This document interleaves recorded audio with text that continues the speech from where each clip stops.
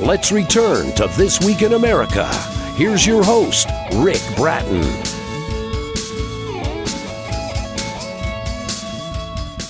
Welcome back, everybody, coast to coast. This Week in America, presented as 73 narrative-style poems, some of which are rhyming and others are in prose or blank verse. Reflections on Mountaineering, a revised and expanded edition, A Journey Through Life as Experienced in the Mountains, summarizes much of what the author Alan V. Goldman learned in his more than 30 years of climbing. Many of the same moral issues that confront us in everyday life are present in the high mountains, only to a sharper degree. Alan makes accessible to the general public the otherwise hidden truths that mountaineers often experience. Above all, there is meaning to be found in the very preparation and discipline required for mountaineering, as well as in experiencing the elation of conquest of both the mountains and ourselves. Alan Goldman is a graduate of the Horace Mann School, Harvard College, Harvard Law School. In addition to his mountaineering adventures as his avid avocation, he practiced law for many years, now retired. Alan Goldman, author of Reflections on Mountaineering, A Journey Through Life as Experienced in the Mountains, a revised and expanded edition, is our guest on This Week in America. Alan, welcome to the program. It's great to have you with us. Well, thank you, Rick. Thank you for having me. This is so well done and so many issues to talk about. The time, I'm sure, is going to go by way too quickly here, but give us a little background. How did you become attracted to mountaineering, especially given the academic background that you have and the legal background? How did you get involved in mountaineering? Well, I had a moment of clarity after college and law school, which was grueling, that I didn't want to spend the rest of my life hunched over a desk. Yes. How did a nice Jewish boy from Central Park West get hooked on climbing?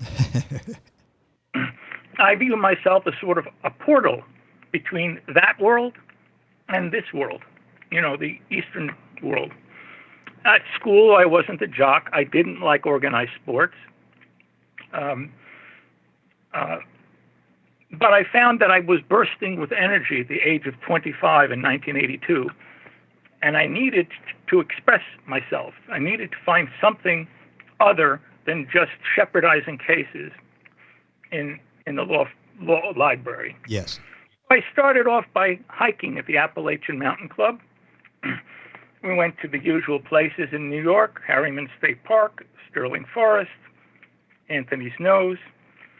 And then I discovered skiing, and I went to the usual places in Colorado: Vail, Aspen, Breckenridge, Telluride, all the Shishi places, even Stowe in Vermont. But in Colorado, I encountered the phenomenon of what's called the 14ers. Now, what does that mean? There are 54 peaks, summits in Colorado that are over 14,000 feet. And collectively, they're known as the 14ers. And it's become almost a group sport in Colorado to knock them off. Okay. And I found, to my pleasant surprise, even though I was no jock, that climbing was something that I could do. With the proper equipment, I had the stamina. Yes. And the intelligence, and I was able to function in that environment. So I felt a sense of release. Finally, some activity that I could participate in of a non-traditional intellectual nature. Well, and you excelled at it. Our guest on the program is Alan V. Goldman. His book is Reflections on Mountaineering, A Journey Through Life as Experienced in the Mountains, a revised and expanded edition. A book available at Amazon, the usual places. Alan's website, an excellent one, is mountainreflections.art. And if you go to our website, you can link onto that, and I'll give that to you throughout the program here. Let's talk a little bit about, and this is so interesting, why you decided to climb, why people climb. And I know one aspect of that is experiencing a sensation called flow. Explain that to us, why you climb and what flow is. Well, in climbing, you're able to set the terms of your own challenge. Yes. Microcosm. And flow is that state of mind where you have three prongs: clear, defined goals, and a way to gauge your progress or not lack of progress towards achieving those goals. Second, and most important, immediate feedback, immediate reward or punishment for your activity. And third, confidence in your perceived ability to carry out your responsibility. They have to be equal. If the ability is less than the responsibility, you experience what sociologists call anomie. You're frightened because you don't feel up to the task.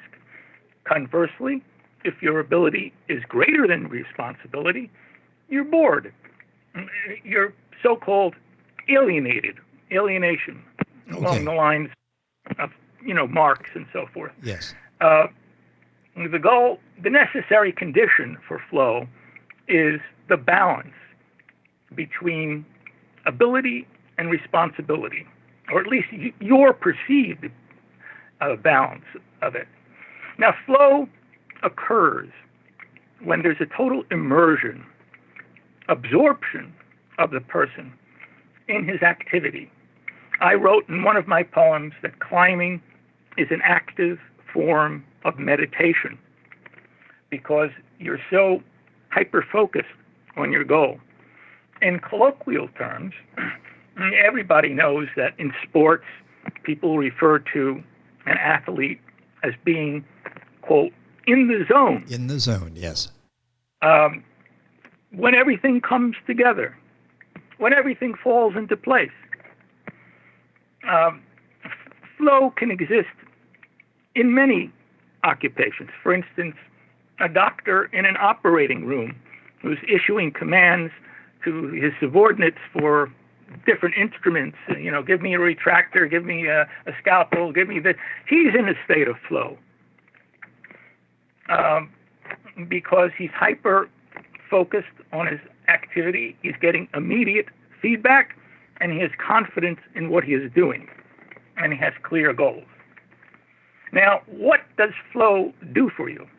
It gives you not a drug high, but a generalized feeling of well-being, a calm exaltation of personal transcendence, a serenity that all's right and well with the world, and that you're working in harmony with it.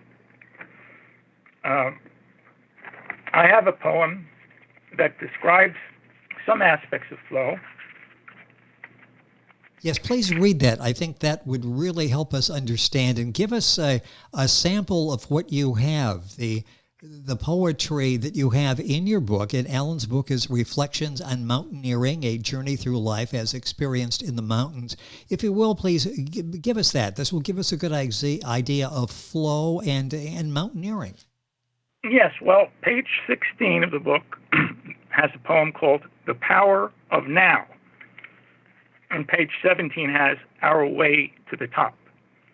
The Power of Now reads thus: to climb, one must live as though in a state of nature, undistracted by and oblivious of the passage of time. You know that when you're in a state of flow, time seems to run faster.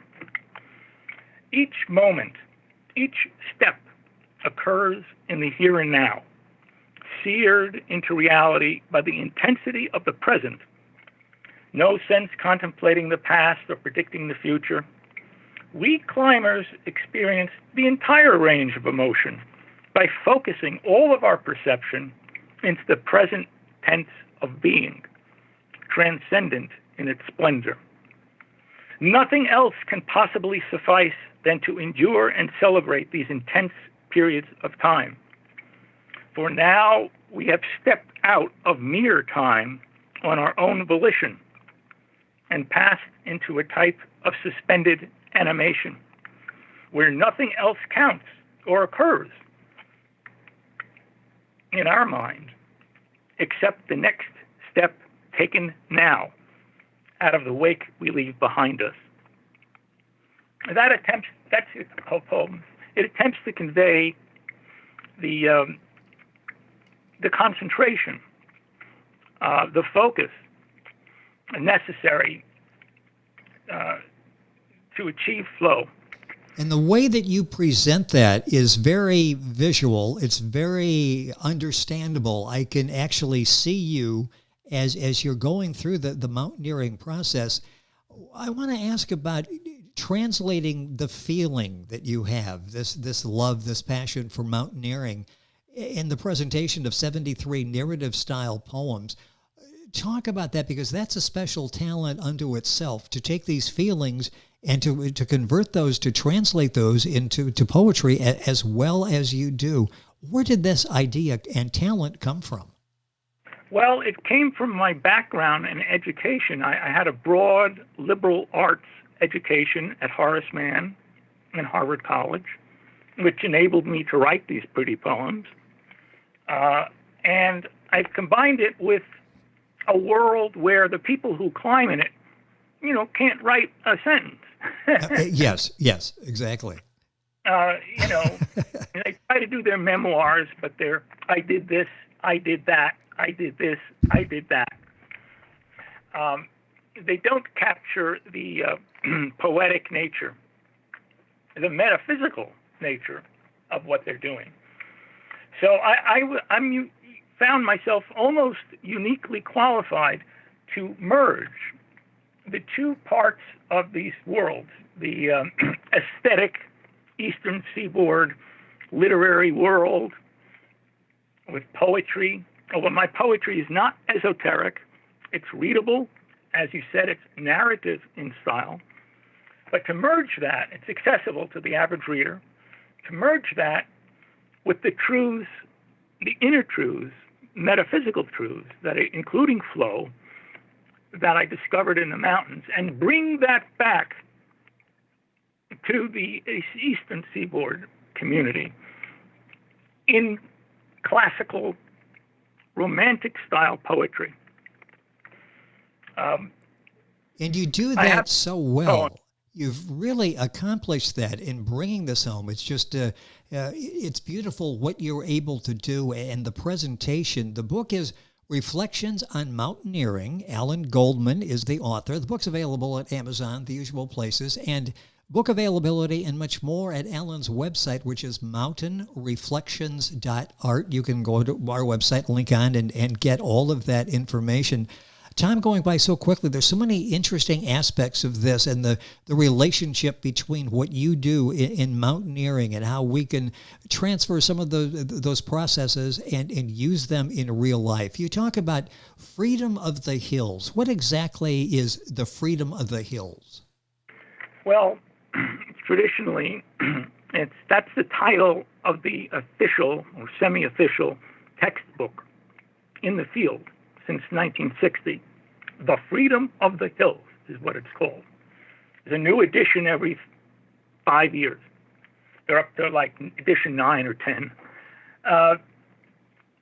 Traditionally, it's meant that to signify that a climber is free to go to areas in the mountain ranges that are denied to others because of the mountaineers' experience and technical know-how and equipment.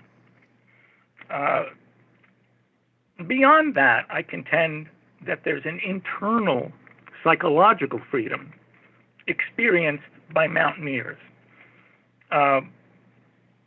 It enables you to walk into, a picture postcard. Oh, yes. Many mountains are you see them on picture postcard. You never imagine yourself in it. I find that this communion with nature is part of the transcendental, if I can use that overused word, experience. And moreover, the pursuit of happiness, as it's reflected in the Declaration of Independence, is fully fulfilled, that a climber experiences his feelings in touch with the pursuit of happiness through the personal fulfillment of climbing. Lastly, the climber, except for his peers, is free from the judgment of others.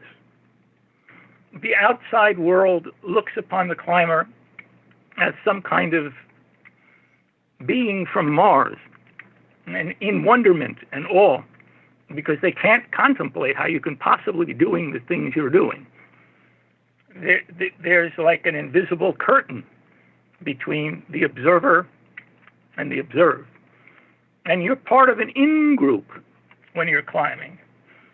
And the only people fit to judge you are other climbers.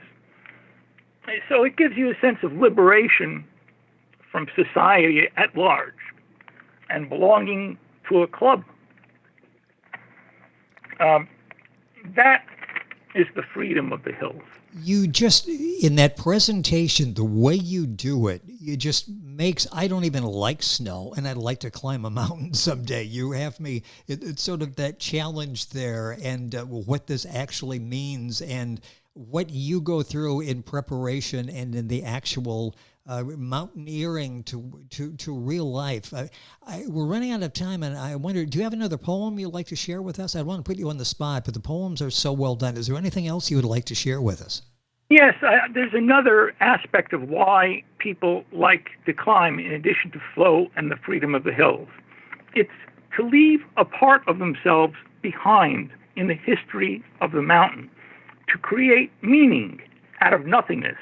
After all, the mountain is just a pile of rocks, snow, and ice. We impart meaning to it by our efforts. And one of my poems, Being and Nothingness, deals with that. On page 2. Here I have talking mountains in my book. This is mountain talking. A barren yet brazen, bold and beautiful for you to behold. My summit glistens with morning dew, etched into hoarfrost, cloaking my native peak, and still more with your passing, like a mirage, my summit shimmers with an unearthly refraction, trembling from your evanescent embrace, reflecting your stamp of individuality to create the ultimate existential act of impressing meaning out of nothingness. See the mountain's clouds of clearing haze, as though the mountain's saying, here am I. See how easy it would be to crawl up my highest flanks, to see me in a day, to scale me in a day. Just then, like a woman having temptingly hiked up her skirt only so far and no further, the mountain's pall descends and shrouds it in a whirl of snow, clouds, and ice, covering its summit with the mist of my dreams, as if flirting with me.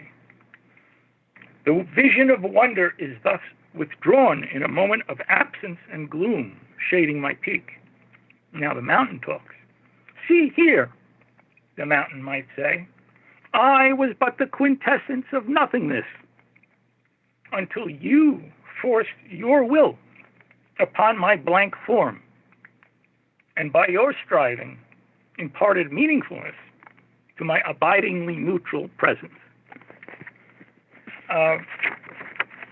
Existentialism is something we can't cover in this interview. The heart of it is making choices that make a difference. In my poem, Our Way to the Top, I have a poem that says, I revel in that special quality of the uncertainty of the outcome. That's a big draw in climbing. If you knew what the outcome is going to be, you wouldn't climb. Yes. Regardless of skill that is experienced during the bond of indulging ourselves in the useless and dangerous sheer joy of climbing, with the reward for success being achievement of that peculiar harmony of ceaseless flow and feedback of triumph over problems, one after the other. At seriatim, that's the flow issue. Mirabile dictu, that means marvelous to relate. It's the successful process then, and not the result, that most rewards our efforts, no matter how difficult I have become. Thus, what I am doing, an existential reality where becoming is entangled with being. The experience of competent flow from one problem to the next effectively makes all our actions merge with our self-consciousness, scrambling together our sense of self with our own actions, till it's impossible to conceive of one without the other in juxtaposition. That gives a sense of your communion with nature. Yes, and you capture that so well. It's just, time has gone by so quickly. Hopefully we can do this again. There's so much more. You do such a masterful job, presented as 73 narrative-style poems, some of which are rhyming, others prose or blank verse. Reflections on Mountaineering, a revised and expanded edition, a journey through life as experienced in the mountains, summarizes what the author, our guest, Alan Goldman, learned in his more than 30 years of climbing. He shares that so beautifully with all of us. The book is available at Amazon. It's available, and I'll direct you to Alan's website because it's worth the time there, mountainreflections.art. It is so well done. Alan, it's been a pleasure having you on the program. You hit it out of the park with this book. It touches us in so many areas, and like I said, I don't even like snow, and I'd like to go out and try that sometime. You've got me hooked on that from your beautiful descriptions in the book. Thank you. It's been a pleasure. Thank you for being with us on the program. Could I add just one thing? Sure. What is the effect of mountaineering on altruism and selfishness? This is a common theme in everyday life. Well, it heightens, like in military combat, it heightens both selfless actions, incredibly altruistic actions of saving people, and incredibly selfish actions. Yes. So experiences are heightened in the mountain. They're not alien to life in the real world. Well, it's been such a pleasure to have you here and so much to share. The book is Reflections on Mountaineering. You can log on to our website, get all the information. Alan's website is mountainreflections.art. Alan, a pleasure. Thank you for being with us and sharing all your experiences and your emotions on mountaineering with us on the program. It's been a pleasure. Thank you for being with us. Thank you, Rick. Appreciate it. It has been our pleasure. The book is Reflections on Mountaineering. Mountainreflections.art is Alan's website. And, of course, you can get more on our website, thisweekinamerica.us. Back on today's program after these messages.